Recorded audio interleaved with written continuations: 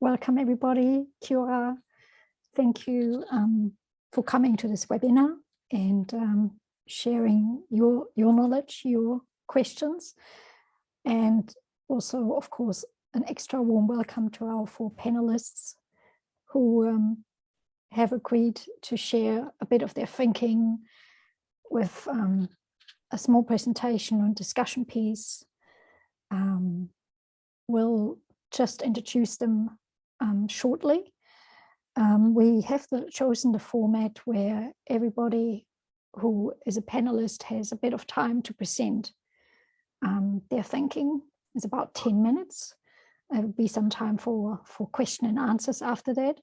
And after the 4 have finished, we'll have a general discussion, which we will then start. So that's about the structure that we suggest. If you have any questions in between, as Christina already said, please feel free to put them in the chat. We'd love to see your questions and hear your questions, but also feel free to articulate them. Now, we'll start in the following. We'll start with Sue Tickner. We've got a rough order. Sue will start us off. Then it is Hinerangi or Stephen, and Jackie will be then the 4th person to present. So I'll just quickly will introduce Sue, who works at Waipapa Tamaka Rau. And because I had the last few days quite a lot of technical issues, I have to currently work on 2 machines. So to do Sue justice, I'll give her a quick bio. Sue is a learning designer with Rangaʻoha Ako, which is the teaching and learning design team at the University of Auckland, Waipapa Taumata Rau. She has a long history in the field, having been a student of Professor Peter Godtier on the first intake of the groundbreaking online distance master of IT learning from Lancaster University in 1989. Now, I know I got that name wrong, so you might want to correct it. She has over 30 years education design and professional development experience in the UK, mainly at the University of Stirling and University of Glasgow, and of course at New Zealand, where she currently works. She has tutored and reviewed courses for the UK Open University, and she has a large international research experience in the field. So welcome, Sue, and thank you so much for starting us off. Thank you, Bettina. Yeah, so I was just going to say, despite my length of time in the field, it doesn't stop me being nervous, so excuse me if I stutter. Okay, embedding interactivity successfully into courses. So I'm going to start by asking, what is interactivity? It's one of those sort of tricksy, cliched terms. And what does it mean? So maybe just give you a couple of minutes to think about, what does it mean to you? Maybe take a moment to jot your response, perhaps even put it in the chat. Okay, thank you. Does anybody want to share? We've got some coming into the chat, great. Between students, content learning teachers, yeah, absolutely. Active engagement, completely. Anybody want to add anything else? Okay, so I'll take out your misery.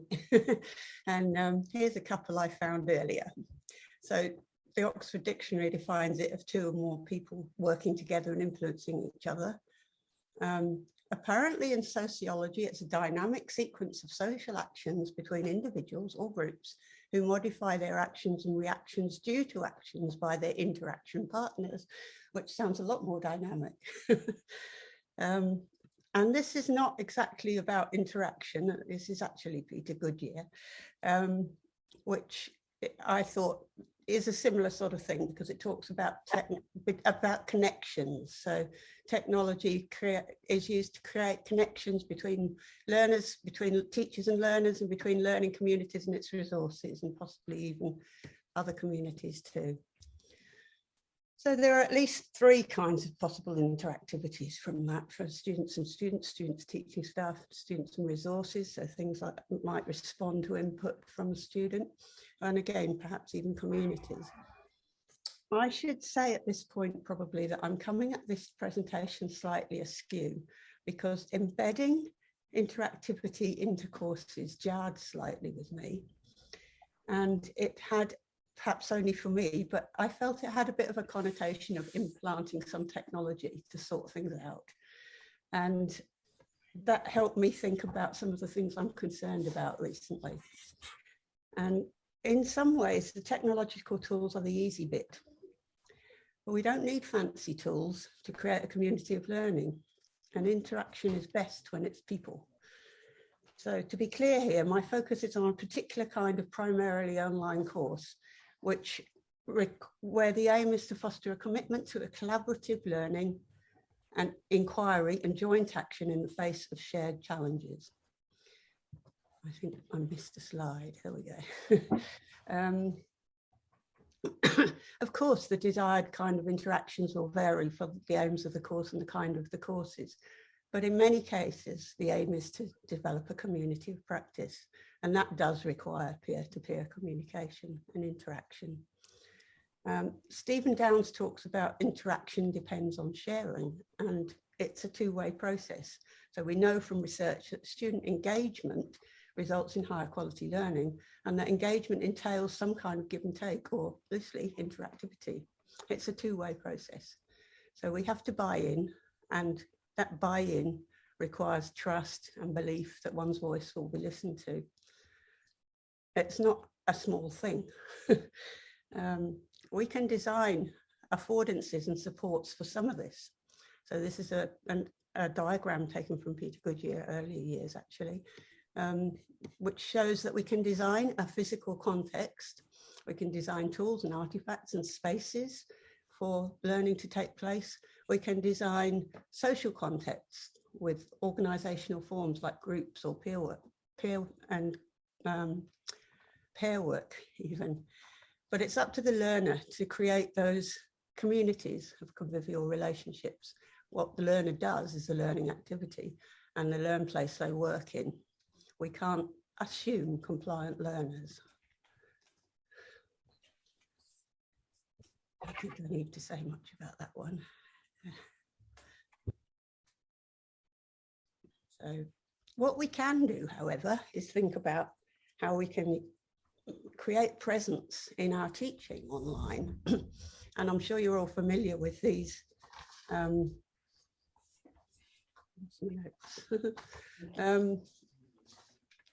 the community of inquiry, the 3 presences. So the social presence, the cognitive presence, and the teaching presence. And these are very well researched processes and strategies that help to support learners in online and create interactivity.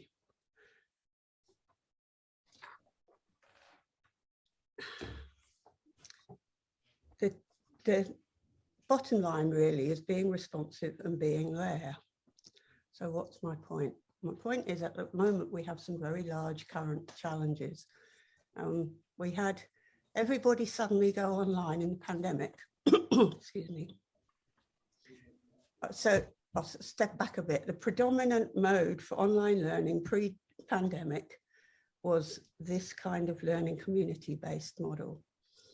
Then suddenly everybody went online, and we had a lot of different challenges. We did the best we could. We knew it wasn't ideal, and we had different ways of coping with that. And local students returned to campus, but the overseas students and others who were compromised or whatever couldn't come back. So we had to teach both in courses that were not designed for dual mode.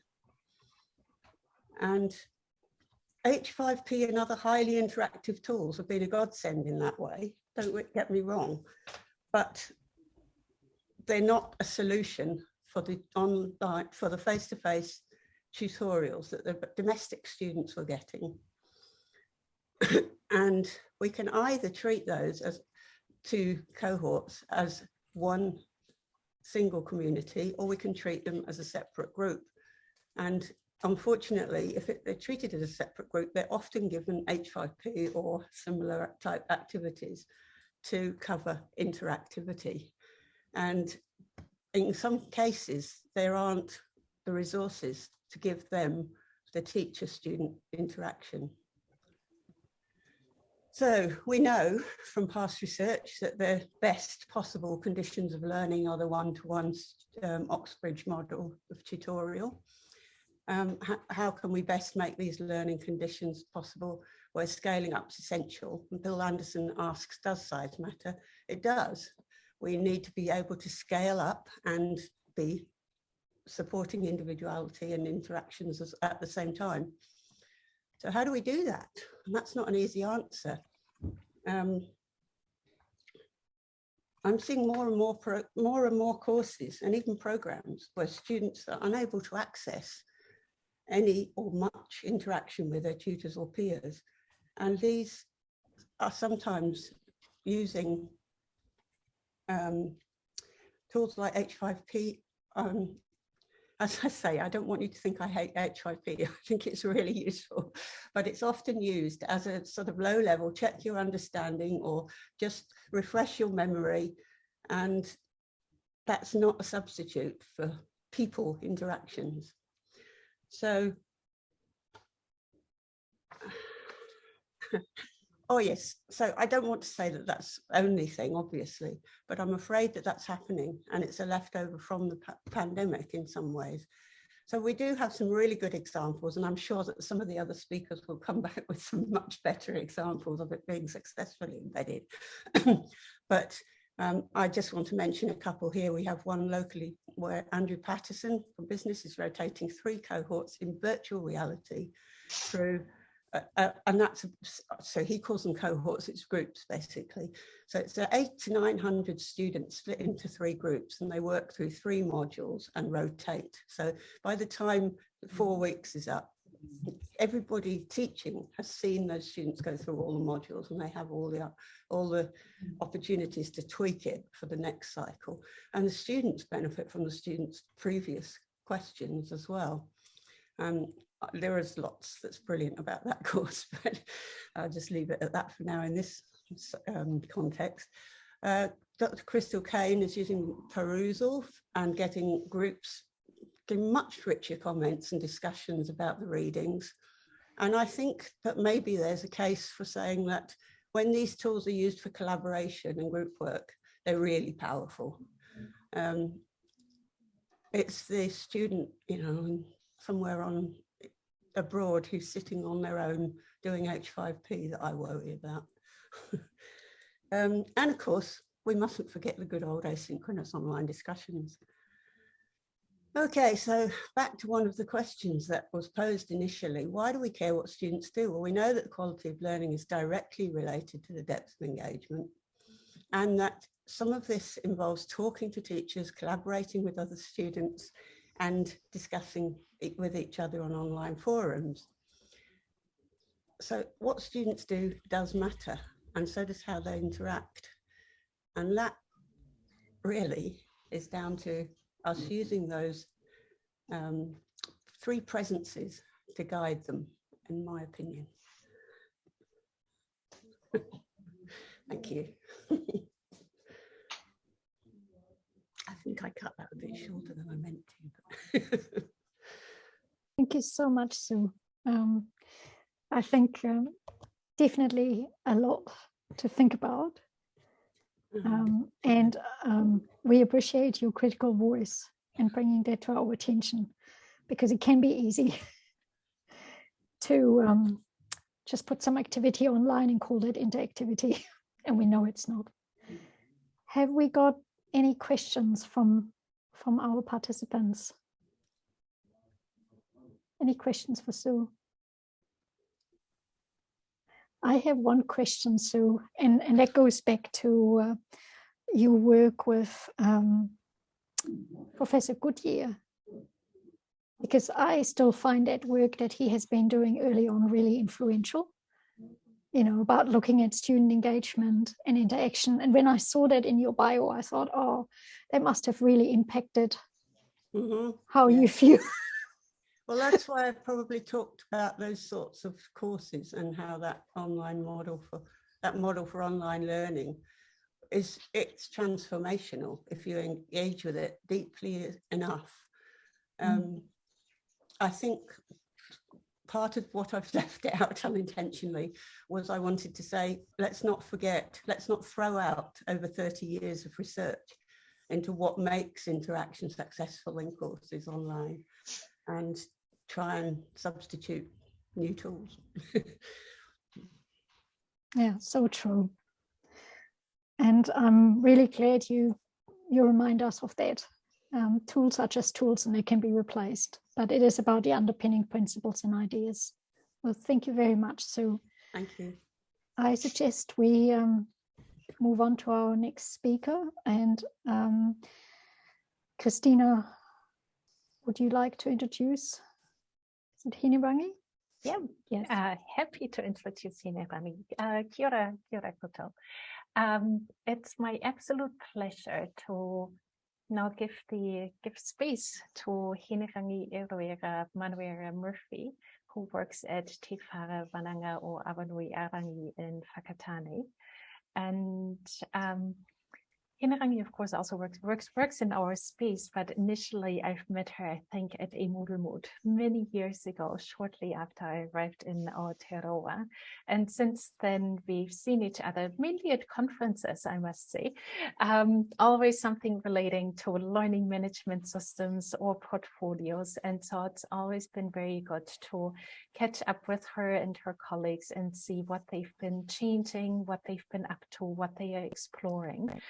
And of course, now that we haven't had 2 years of personal interactions, I'm kind of really looking forward to getting to some of those events again, because it is a very different way of interacting when we can typically only see a face, maybe a little bit of what is in the background or not, but it is very different than actually having those personal conversations and being able to also have some dinner or lunch with somebody. And so I think our topic today kind of is of course very timely, but it's also really good to see, well, what might the future hold and what have you explored over the last couple of years? Where has thinking changed? And so I'm really excited to hear how things are working out for Hinerangi, her colleagues, and also students at the Wananga.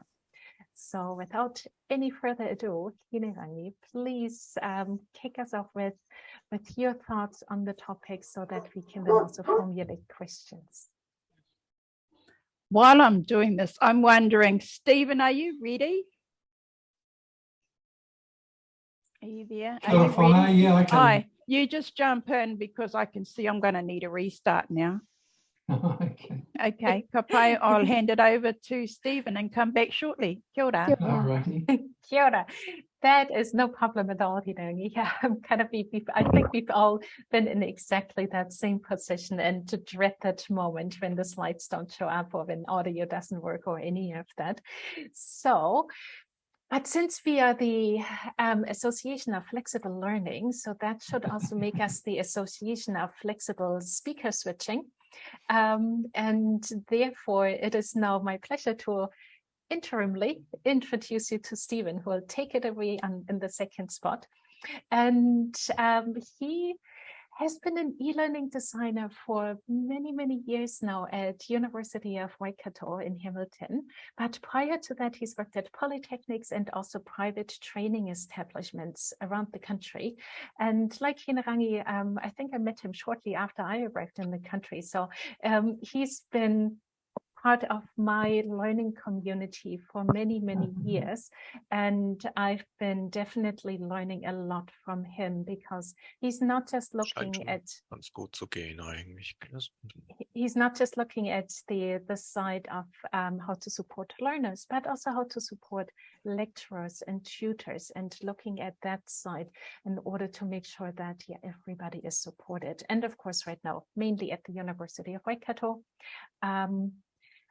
And there he's been in Seattle, and many of you probably have participated in conferences or other events organized by his team. And so I look forward to learn from Stephen yet again of, in this case, what he wants to say about interactivity. Over to you, Stephen. Kia ora, Christina. Can you hear me okay? All good? Yes. And you can see the first slide? Okay. Yes. Yep. Excellent. So, kia ora, everybody. I see we've got a few of the old hands in this little gathering. Lisa Ransom, I know you're there. And Oriel Kelly. That's sort of heading back into the dim, dark past of e-learning in New Zealand. And I can remember running my first online class, if you like, with a thing called NiceNet, which was a text-only forum tool back in 1997. So I've been doing this stuff for a while, but it doesn't mean that you get it right. And what I've learned is that there's always more to learn. So that's the fate of e-learning designers, isn't it? That we're always kind of sort of running hard on the spot to try and keep up with what's going on. But today I thought I'd talk to you a little bit about designing for interactivity, because it seems to me that facilitating is one thing, but actually interactivity in a program or a course actually starts with design. And so we've got sort of the whole business of effective online courses that we're talking about good assessment, good alignment between the different components. Like Sue's really good diagram had a lot more detail in it on that. Good facilitation. But I guess what I'm going to focus on is good design. How do we design for interactivity in this environment? And I think one of the things I'll say as a caveat straight away is that all the papers I teach are professional development papers for mostly for staff at the University of Waikato, and they're all boutique. So I have the privilege of dealing with small numbers. And so some of the things I say when people say, oh, we had a class of 900, I just sort of want to crawl under the table and go, no, I don't want to go there. You know, take me away back to my little group of 12. So that's with a bit of a caveat in terms of what I do. And we've already had this whakatauki once, but I think it is a good point to start with, because often when I'm talking to staff about designing, they want to start with content and topics. And I think that's not always the right place to start, because what you've got is you're teaching people, you're not teaching content and topics. So it's he tangata, he tangata, he tangata. Who are your people? You know, and for that, one of the things I do is I have a pre-course questionnaire. The questions you've got there are examples from the course I'm teaching at the moment on blended and online learning. So what's your current experience? What's your digital confidence? What are the key things you want to get out of this course? Because quite often we have a curriculum that's a given, but actually we can tweak the activities. We don't have to do particular activities to cover particular topics. And so knowing what the themes are that the students want to explore means you can apply that lens to your paper and make it interactive and relevant to the students in terms of the kinds of themes that they wish to explore as part of the content. And in order to do that, you've got to find out before the course starts, what are the things they're looking for? And I think that's a great characteristic of adult learners, because I currently deal mostly with adult learners.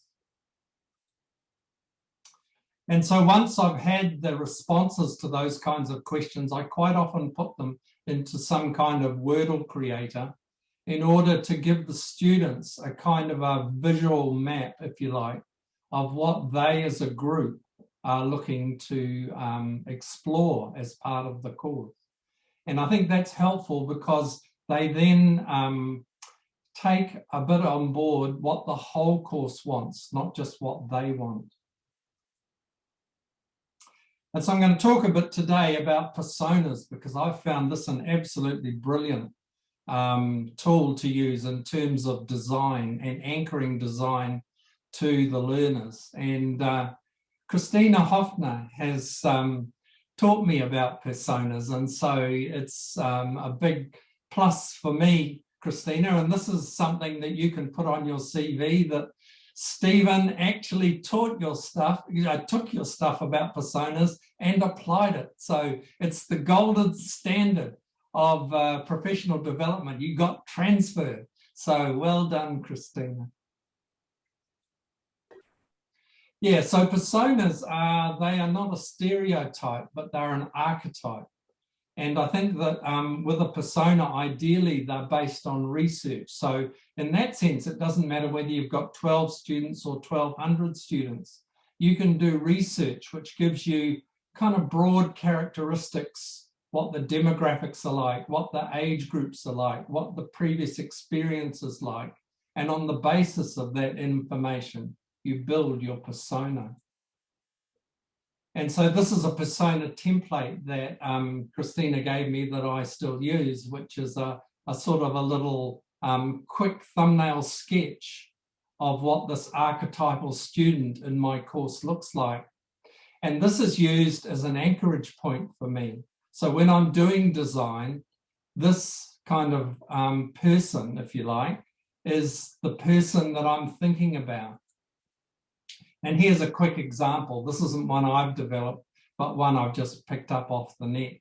So this kind of persona is the sort of thing that can be like an anchorage point for you as you go through your design and making things interactive for people. And so the key question as I work through my design for a particular paper is, and Gracie was the person we've just seen as the persona, would this work for Gracie? If we're going to have this kind of assessment and it's going to be delivered at this time of the day or night or week, would this work for Gracie?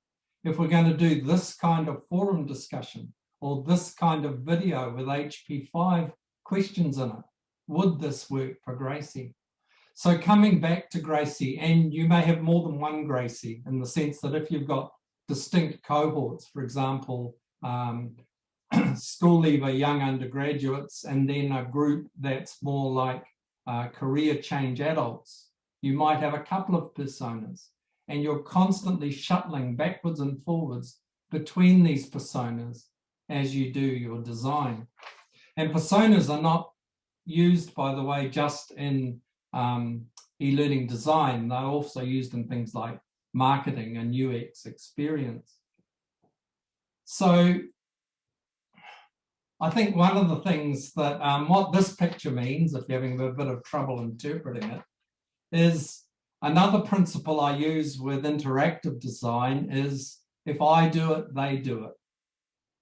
So if I develop a quiz and the students do the quiz, then at some point I'm going to try and build in that the students develop a quiz and other students do it. If I lead a forum and students participate in the forum, then at some point in the paper, students will develop a forum and they'll lead other students in the forum.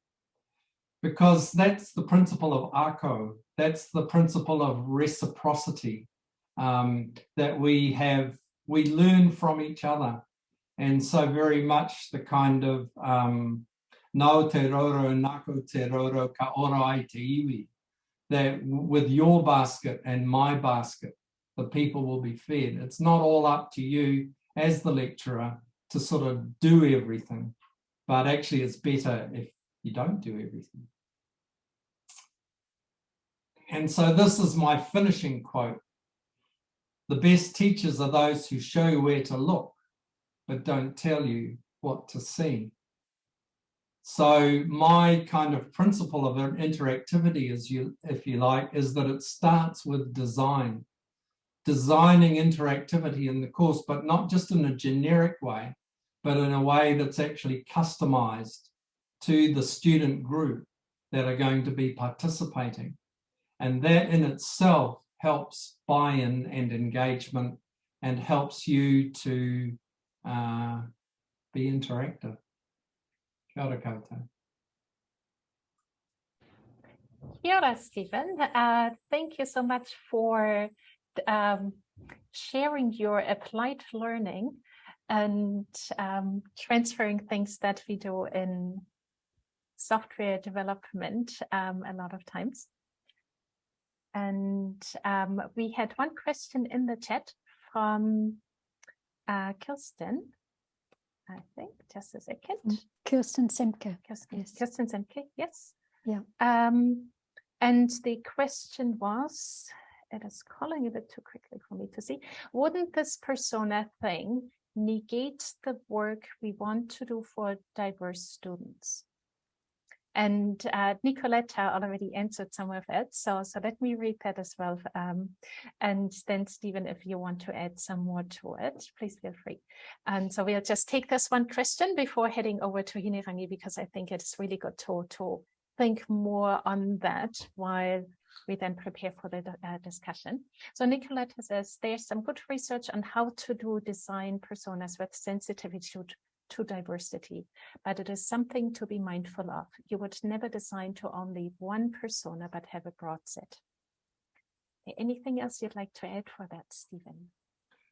Yeah, I think designing for diversity is a little bit tricky because we tend to not have multiple streams within one paper, in the sense of we don't design 6 sets of material for 6 different groups of diverse students. It's just, the workload's impossible.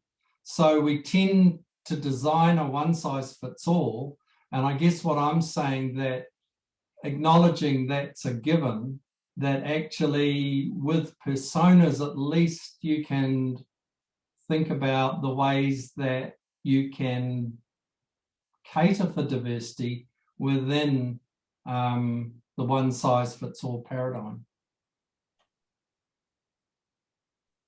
Yeah, maybe that sounded like a real politician's answer. It really did. Anyway, never mind. Well, on top of that, what we usually do when we are looking at designing new software feature or things like that is that we are not just having one persona. So also really going to what Nicoletta also said, that you have a set of personas, and they are representations. And of course, because they are representations, they are always going to be stereotypical. So we do need to be mindful about that. But what we can do in them is that we are giving them certain traits, that we are not just having a Pākehā person there, but maybe Pākehā person is disabled, needs a wheelchair or needs a screen reader or has certain things that are required, or somebody else is not just your regular 19-year-old student, but is a mature student, so that we mix things up in those personas so that we are not looking at, okay, we are just designing for a person. So it's a representative group in a way, because we often need something that we can just work with initially, but need to make sure that it's not just one group that is the dominant group there. Okay. There's quite a lot that we could add here, but we'll better leave it, and I think move on to Hinerangi, and maybe we can come back to this in the discussion later. Thank you so much, Stephen. And Nicoletta, thank you so much for sharing that publication. We'll make sure that we will also add it to the resources for this webinar, so that people can see that afterwards. But now let's give Hinerangi's computer another go and see if it wants to play nice right now, so that we can hear from her at Te Whare Wananga o Awanui Arangi. Kia ora, Hinerangi. Kia ora tātou anō. Tēnei te mihi nui ki a koe, Stephen. Thank you so much for jumping in that slot. I love the word flexibility today. Obviously that we think about the marama and what's going on, this is exactly how it should be. So again, thank you again, e te whānau, for waiting so that I could get my computer set up and ready to go. I'm going to share my screen again, and then I'll change the look, see and feel.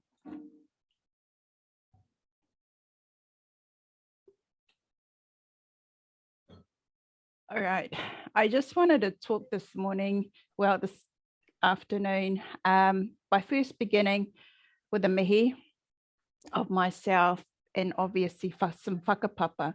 Whakapapa is generational knowledge. I guess that makes the connection, and we've heard that word time and time today. So, he uri ahau o ngā tiawa, he uri ahau o te pahi poto, ko au te instructional designer o te whariwano o Awanuiarangi. He uri ahau o tō tātou whenua ki te mautere a tāhuara ko te ika Māui.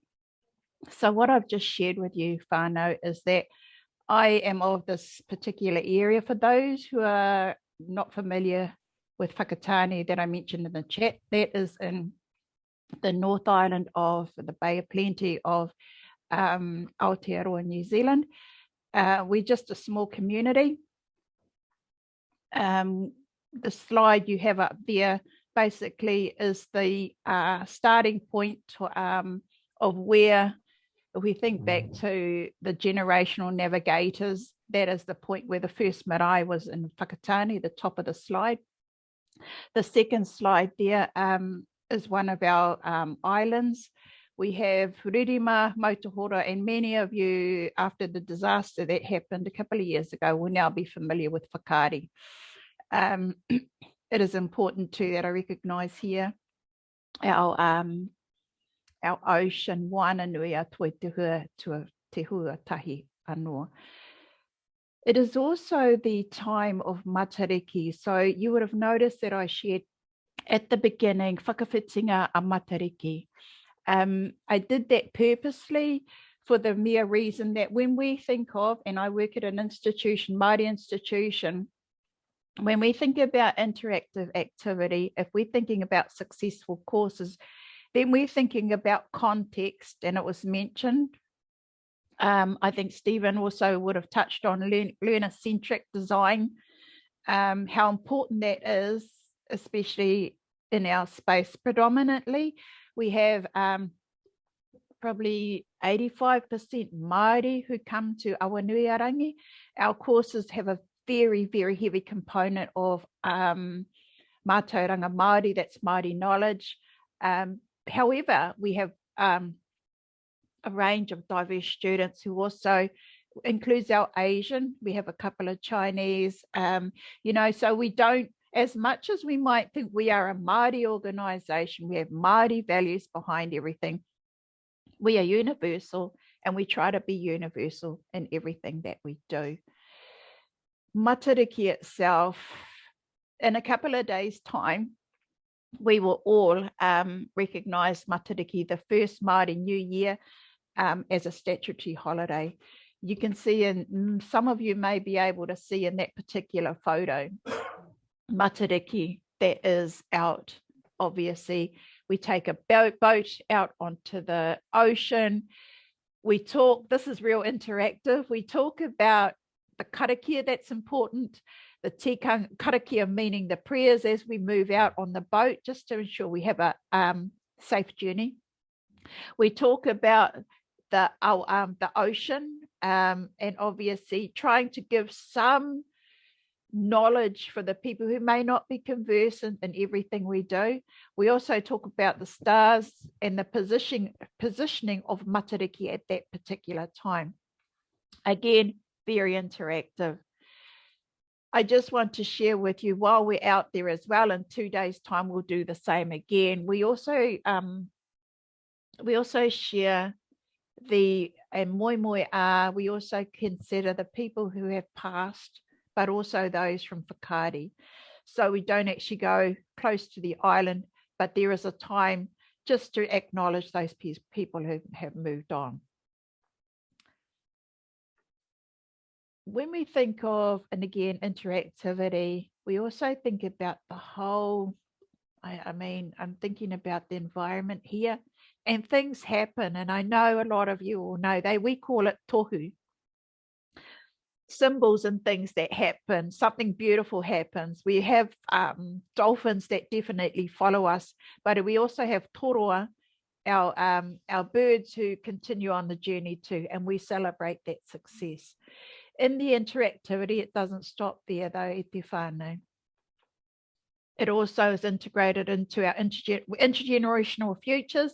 This is my mokopuna who was a part of the journey, who obviously clicking and connecting all of those dots has afforded her the intrinsic motivation now to adapt it into her life. So with the moons, with the maramataka, with Matariki, we think about, and it's been touched on here as well, we think about whanaungatanga, the coming together of our people.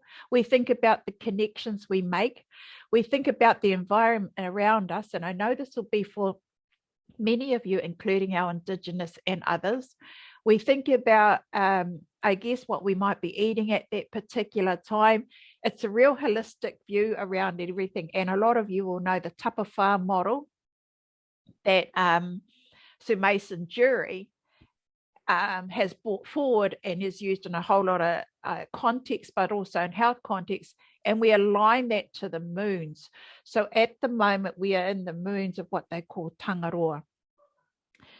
Matariki is one of the high energy times where in our particular area, it's a time to regenerate, it's a time to reset, but it's also a time to reflect, and that's coming forward through a lot of you, as you will know, commercially, but also on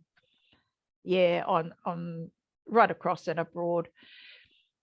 So for many of our uri, our people who have stood on Papatūānuku, our earth, and lived before us, we know that communication and interactivity was achieved then through imagery, more so tohu, which I've talked about, symbols, and the spoken word.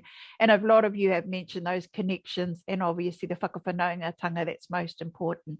Whakawhanaungatanga is that bringing together of people. It's bringing together the students. It's thinking about, we've heard about personas today, and making that real, rich, real, and relevant to the students. But we think of that in that too. So the way, that was the way, and is the way too, that we, I guess, as humans, as people, and in my context, as Māori, connect and often make sense of our world today. So if we consider as kaimahi, that's our teachers, as kaiako as well, lectures, and as tauira, our students, and online context, the ways that we communicate and integrate, much like our ancestors before, have not changed. However, some of the tools we draw on to achieve or deliver such practices, such outcomes have. For example, mentioned already, whakawhanaungatanga, that coming together, bringing together the design with the student first and foremost. I just want to mention at this point, when I saw the kupu kōrero, that means the topic, embedding interactivity in course and successfully in courses, I decided, well, actually, I need to flip that. For tauira to be successful, the interactivity is most important. The aligning of that interactivity is most important. So, yep, I could have come up today with a whole lot of tools, and obviously some are here that I've mentioned. But one in particular, I just want to mention over this quiet time in the last 2 years that has worked for many of our courses, even though it's a pickup tool, has been Zoom. Awanuirangi has very specialised people in Te Reo Māori and Mātauranga Māori. That's their craft, that's their knowledge. They're not familiar with how to get online. They're not familiar on teaching online. So there's a slight disparity between them getting to know how to do this really well. So what do? They pick up the tool that resonates, and obviously at the time of COVID, and even now, Zoom, Huia Topa has been the one. Also, Wānanga, and I just want to share a course that I mentioned that I took myself as an interest paper. and the way it was designed. Whilst it was a master's course, a lot of the content in there was more around bringing in motivational speakers. The content was there, but the motivational speaker motivated the students to even reflect more. The use of, obviously, and we all use the tool Zoom, but the interactivity, the use of the breakout rooms, the guest speakers themselves coming up with obviously some interactivity for the students within a time frame, that worked exceedingly well. Just in time learning. The wānanga too, tautohe, that's like, so example, we have whānau who might, like your guest speaker, need to talk on a particular subject. A koho is talking about themselves. Hui maramataka is about designing courses around the maramataka. So if it's a low energy time in our particular area, we actually put the learning slightly aside in terms of they have that time for reflection. Trying to design a course around an energy level time when you know you're not going to get that impact that would normally happen with a high energy time hasn't quite worked. And then the wero is a challenge. So, example, in the course I just shared, whilst the guest speakers were in there, the motivation was in there, the reflection was in there, but it was intrinsic and then it was shared. There was also a negotiation of timeframes, whilst a course starts here and finishes there. Negotiation here around when those assignments can be submitted. Now, you might think that's really strange. And you might think, oh my goodness, that didn't work. But you know what? It worked. Why? Because they were given the autonomy to come up, and then there was power sharing in that whole decision. Yeah, that's pretty much me at this point in time in terms of the mahi we do here at Awanuirangi. Again, I mentioned matariki ki te ao, time to rest, reflect, but also to reset.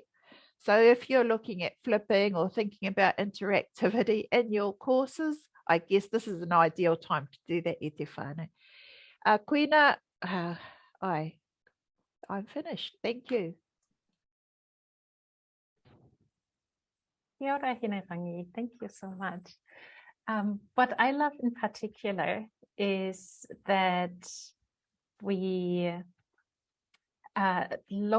that you're looking at it from a holistic perspective. So that holistic learning and taking students, their personality, not just their personalities, but also the circumstances more and more into account, and making sure that you work with the entire context, not just where they are coming from, but also what time of year it is, what is going on in their personal lives at the moment, what do you want to discuss or need to discuss kind of culturally wise. So that is a very interesting perspective that I think we haven't seen much in other areas of learning yet. I think just to add there, Christina, it can be a challenge for many, but if you get that planning right at the beginning, again, Stephen's talked much about that, and our first speaker as well, you can get it right in terms of providing that extra support around everything. Kia ora. Bettina, do you want to introduce our last speaker in her corridor? Yes. So our last speaker is Jackie Thornley, and Jackie is currently a learning designer at Rangaua Ako, a teaching and learning design team. She's a colleague of Sue. She has over 30 years experience in higher education and has worked as IT lecturer, instructional designer, educational technologist, and now online learning designer. And that also shows how the terminology changes over the time. She has recently returned from Melbourne, where she focused on designing for a variety of Australian universities, courses that were 100% online. She is really focused on improving the online student experience through good design and how to establish connection, create community, and supporting self-agency in the online space. So Jackie, if you're happy to start, then we'd love to hear what you have to say today. Thank you. Thank you, Bettina. Thank you for that. I'll just start sharing my screen. Hopefully you can all see that.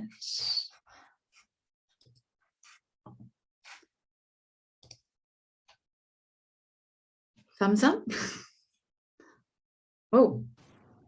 It's coming through. Yes, there it Oh, is. Yes, It's that's interesting. Yeah, that's the time of the year, huh?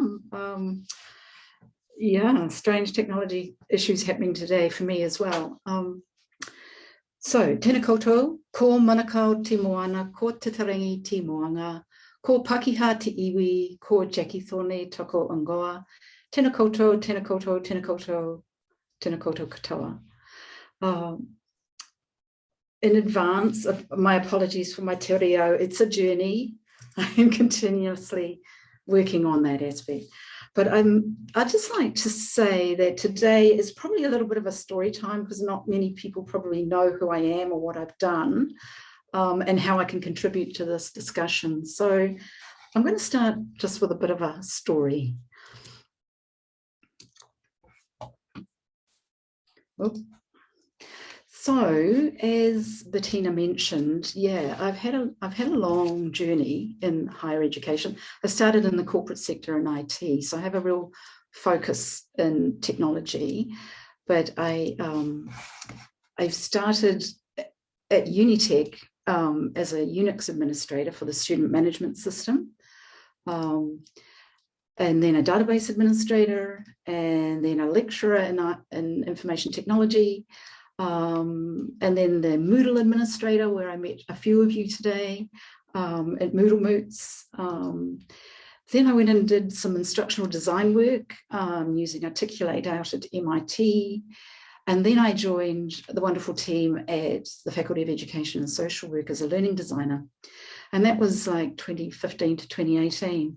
Now, towards the end of that role, I became really fascinated with the online space. And it was really interesting because I thought, oh, you know, I would like to experience it. I'd like to be part of it. I'd like to find out all the issues, the challenges, and the positives that online learning has.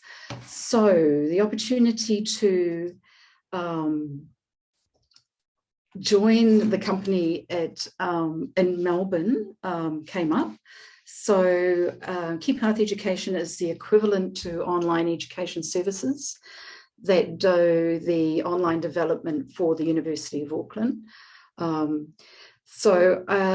I went there at the end of 2018 and I became an online learning designer. That was another role title there. And that's the wonderful team up top there. And there's a couple of New Zealanders in there. But the whole office, there were 31 different nationalities in that office, and it was an amazing experience with a lot of different people. The offices were really modern.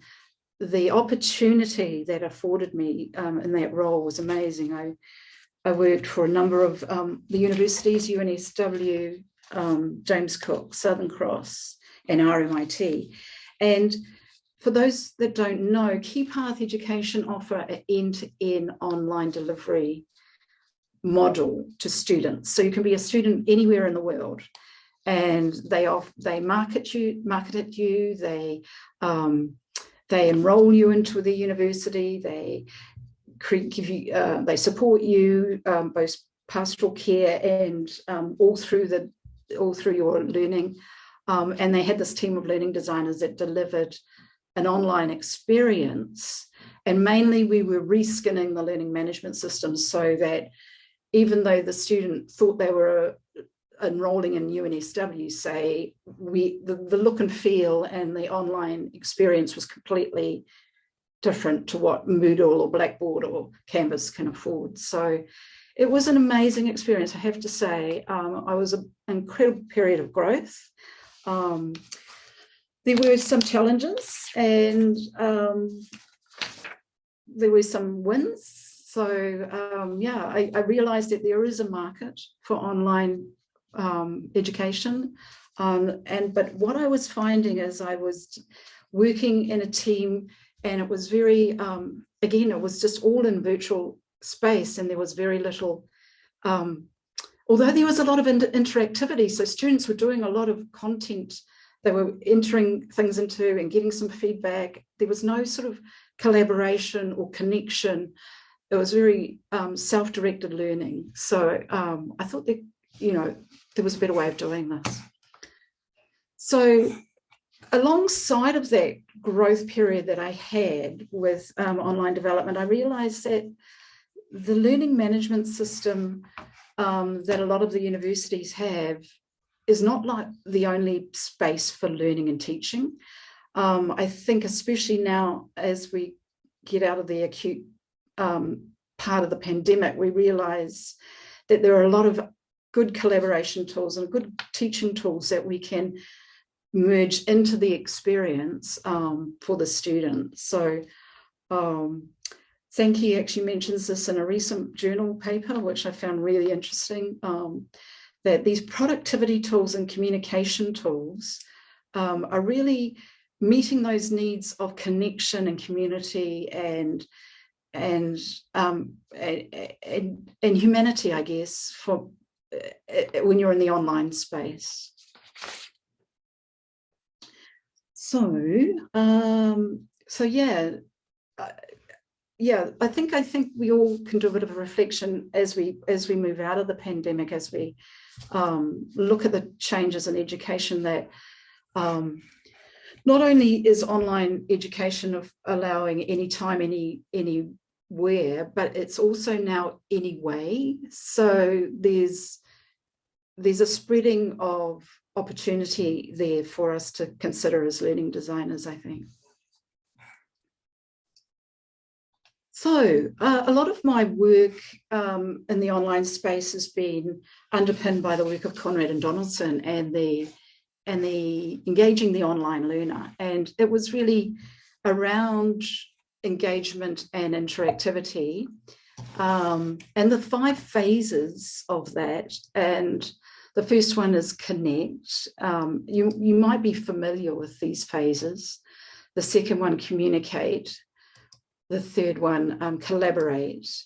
Then co-facilitate. And then create, the ultimate goal.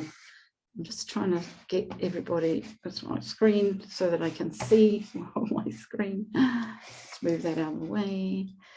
So yeah, the books that I've got on the screen there by Conrad and Donaldson were really influential in my early work in the online space, where the engagement really is the underpinning of the interactivity that I was designing online. So Conrad and Donaldson suggest that if we don't work through these phases, if we miss a phase, the engagement is lost. And that is written up in some of their journal pieces. They do also suggest that some of these phases can be amalgamated together, like the connect and communicate. But it's really important that for engagement, and therefore the underpinning of interactivity, is there is a procedure, and it takes a lot of organization and design and time and effort to make sure that these phases are covered. But it also leads to the student engagement and in the end, the growth period, the empowerment, where they can create and have a sense of self-autonomy in their own learning and to the journey. So COVID chased me home to Aotearoa, New Zealand, which I was really thankful of in some ways, and back to the University of Auckland, which was amazing. You know, I do think that the university has got some amazing things happening, and I think there's a huge amount of opportunity on our doorsteps. There's this new Tangata Teite vision, which is really, I think, grounding and important. We've got the new curriculum framework consultation that's in progress, nearly in progress. And we've got the values that I was really impressed with at the team that I work with. Also were really, I think there's been a lot of growth since I left, which is fantastic in this week. And one of the main areas is looking at relationships and interactivity and interactions that we have with students. I think that recognition is really powerful at this point. I'm really excited about the opportunity for relational learning and in teaching. I think that speaks to engagement and interactivity. Yeah, the Ranga Ahua Ako team values that govern our work and commitments are really, really supportive and helpful. So what does that look like? So again, I'll focus on the online design that I've been working with, and I think that the phase one, that connect stage, is really, really important. And I think, as some of our previous speakers mentioned, it's really important to have that humanitarian respect and create opportunities to connect and start a sense of belonging with students online, and tools, like being available. I think our other speakers have mentioned this, being available, having office hours, having virtual drop-ins, just having a presence that students can connect to, and also connect to others via discussion boards, or keeping everybody up to date with announcements. It takes effort, but it's a really important part in the engagement phase. So yeah, we've got, so working with Canvas at Auckland University, we've got inboxes and all kinds of little functionality within the campus environment that we can use to create that connection, which is really important. The next phase is to communicate and, create opportunities where the students can communicate using tools like discussion boards and Miro boards and Padlets, and again, it does take a little bit of effort and setup and monitoring and facilitating, but it can be quite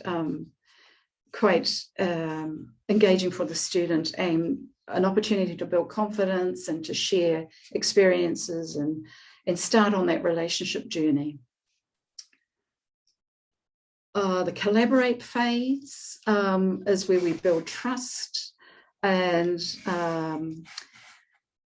just get that out of the way. And the teacher, this phase is really interesting because it's where the teacher becomes the learner and the student becomes the teacher. So again, previous participants in this panel have mentioned that as well.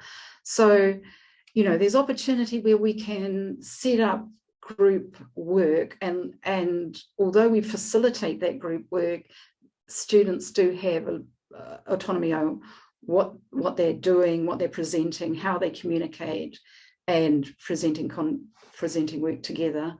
So encouraging that collaboration and that cooperation is a good space to start. Tools like Perusal, which is a social collaboration tool, which I think is really, so there's lots of teaching tools out there that we can build into our design that allow for better collaboration and productivity for students. The fourth phase, co-facilitate. Now, I think this is the actual biggest issue that some of our teachers might have out there, is where the teacher actually becomes the team member. So, yeah, it's supporting, offering resources, additional guidance, but letting the learner initiate the activity and the assessment. Activity assessment, all kinds of markers in their learning journey. So things like using things like e-portfolios, again, project work in Canvas. I think we haven't actually explored both of these tools in Canvas in the University of Auckland's experience as well as we should. And other tools like there's a load of other tools anyway. But there are opportunities for the student to be the initiator in their learning. And the final phase is the ultimate phase where we hope the student is taking agency and leading their journey, and the teacher actually helps them with self-reflection and evaluation. And it's a really nice area to end up in. But it takes work and takes good facilitation and design. So I think that is all I have today. Some of my resources. Thank you everyone for your time. Thank you very much, Jackie. I really appreciate that you took the time to explain your whakapapa and where you come from, and it does impact on us and our understanding. Yes, I think it was lucky for us that you came back. I'm the lucky one. Bettina. You know what the Australian environment's like, right? Yes. Coming back and seeing the growth here in Aotearoa, New Zealand is refreshing. It's wonderful. I am the lucky one. Yes. It's let's not talk more about Australia, but let's stick with us in Aotearoa. Thank you also for sharing those 5 phases. I think it's a good reminder about the different stages we need to consider. And yes, everything is, of course, in the context and how to implement these ideas with different sized courses, learners who might be in the first year and the second year or the third year, all those situational context factors that come in that can make things more difficult, more complex, or easier. And we acknowledge it, but thank you for reminding us of these underpinning principles. Now, I wonder if there are any questions. Otherwise, we thought we could start the discussion with just having some general questions to our 4 panel members. I know there was an ongoing chat discussion, which is really good to see, about personas. And thank you, Kirsten and Nicoletta and Gloria, for continue to talk about that. If it's okay, we start with our discussion, and then if personas come back in, we can do that as well. Christina, would you like to take us to the next stage? Sure, happy to. So, of course, we have some questions prepared, as Bettina mentioned, but before we go into them, seeing also that we have less than 15 minutes left in today's session, I'd like to check first if any one of you has any burning questions that you'd like to ask, either Hinerangi, Jackie, Stephen, or Sue. And please do feel free to unmute yourself or pop the question into the chat, whichever you prefer. It's not a question, but I just wanted to say thank you, Jackie. I'm not familiar with those books and those authors, so look into that. I'll bring them into the office, Sue. Yeah. Yes, please. Can I join the library team? The wonderful thing about those books is they've got some really practical solutions, or not solutions, suggestions from a variety of different university online designers. So yeah, they're really quite helpful. Yeah, I see one of your resources, Jackie, was Mark Nichols. He's back in New Zealand now too, so another wanderer has returned. It's always good to have the wanderers coming back. I think there's a few of us for sure. Yeah. So maybe then one question that I hope kind of flows on to what actually a lot of you have brought up in regards to that relationship building and making sure that you look at students as whole persons, and also look at teachers, lecturers and tutors, is how has your community taken on, maybe not necessarily that change, but kind of that emphasis on people and emphasis on relationship building instead of only, okay, I need to get my task done. So not being so much task oriented, but also looking at the people, looking at relationships, making sure that you do things around the people and not just the learning, that's kind of the subject matter. Jackie, you're nodding. Do you want to start? Yeah, I guess, that comes into, for where we work at Rangaʻahua Ako, is that we build a relationship with the academics we're working with. So that's forefront, is that we talk about the student experience and how their approach, the academic approach to online development might need to change a little bit. So, well, not a little bit, quite a lot actually, but yeah. But we build relationships with them, and then sorry, am I answering this right? We're introducing, the human aspect of keeping people forefront in the design. Sue, can you support me there? I'm not sure whether I answered the question.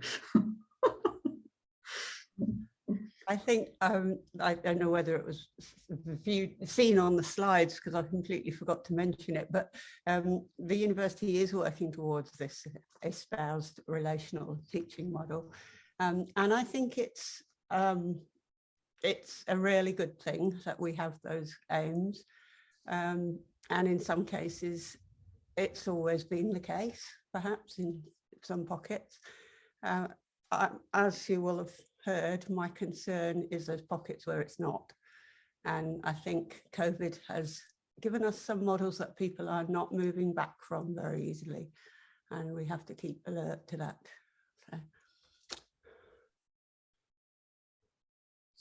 So. I guess at the University of Waikato, I would say, like most places, that relationship focus is sort of not uncontested in places. That there's areas that it's pretty patchy in terms of some areas that are very much in favour of that approach, and other areas where it's kind of very much contested and disputed as whether it's relevant or not. Yeah. Do you then, Stephen, maybe have, or what are your arguments for that you kind of bring out when certain people don't feel like it is important? Or do you have any tips of how to get started, how to approach it and make it more human? I think the good place to start is to sort of explore people's frameworks, like what's their educational framework, how do they view knowledge, how do they view teaching and learning. That quite often frames up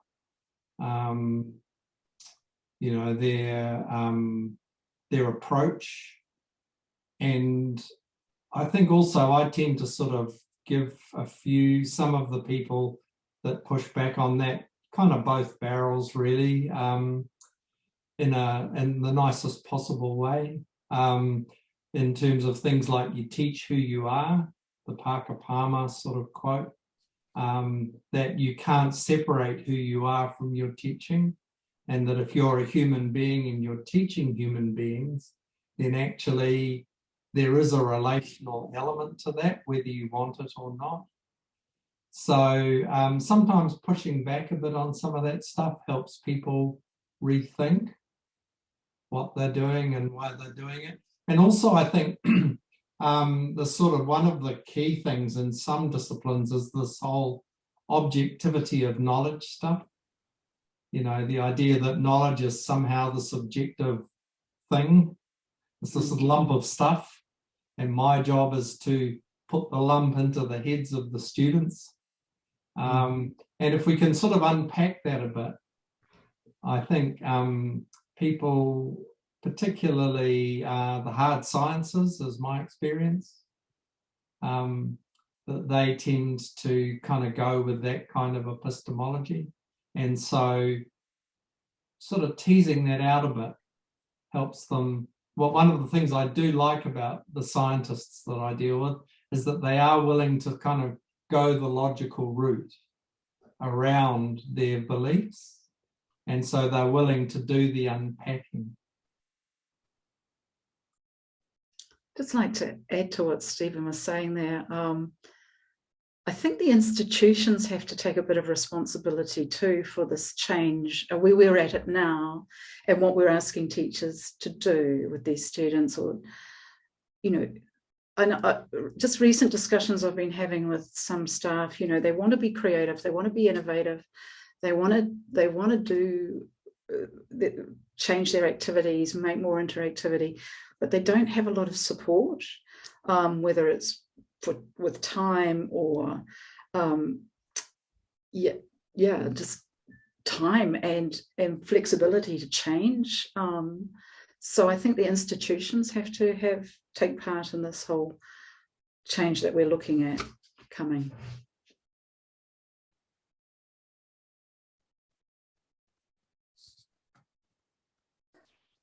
Just going to add, I think in terms of Awanuiarangi being a Māori institution, it's not uncommon for the relationships to be built full forefront.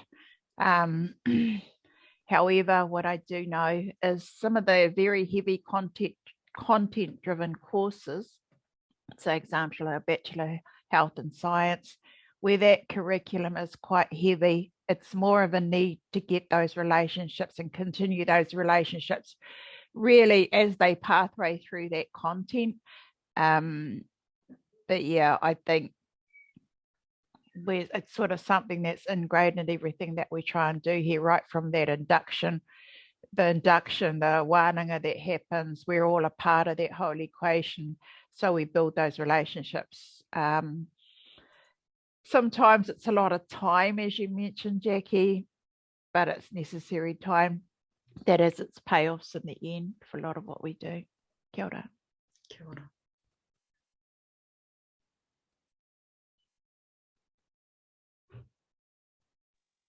Gloria mentioned something really nice in the chat that I do want to bring into the conversation here. And she says that this conversation inspired her to think what we are kind of starting to bring into, to bring in some principles of early childhood education into tertiary education. So in ECE, we design for holistic engagement, and we take into account the child's background and developing skills. Our speakers in one way or another are inspiring to her to establish this connection. And I think we've seen that many times, that also in primary school, teaching and learning happens very differently than what we see in tertiary, and that it gets very compartmentalized, and we are losing a lot of that holistic learning. And so bringing those things into our learning spaces will be good.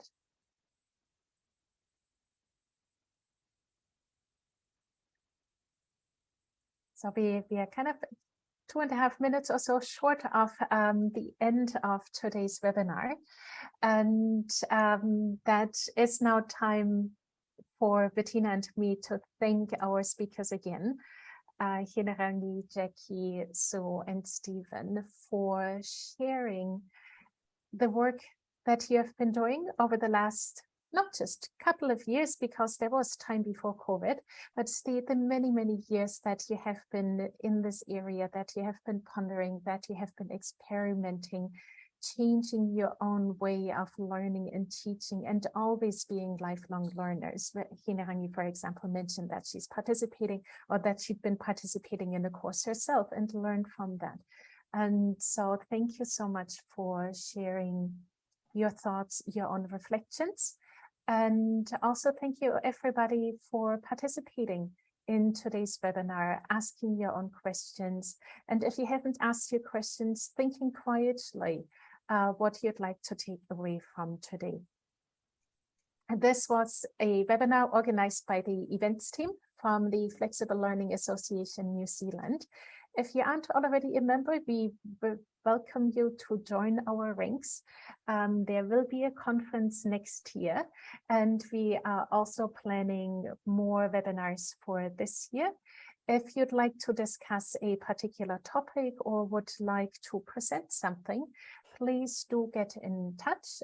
You can do that, for example, via the email events@flans.org.nz, or since there are so many from University of Auckland, you can also just email Bettina, or you can email me directly, and we will be following up with a recording of this webinar. So I'll make sure that there is an email address in there that you can get in touch. So thank you so much for taking time out of your day today to join us. And we look forward to seeing you again at a future event, be that online or in person. And please contact us, as Christina said, for any ideas of future events.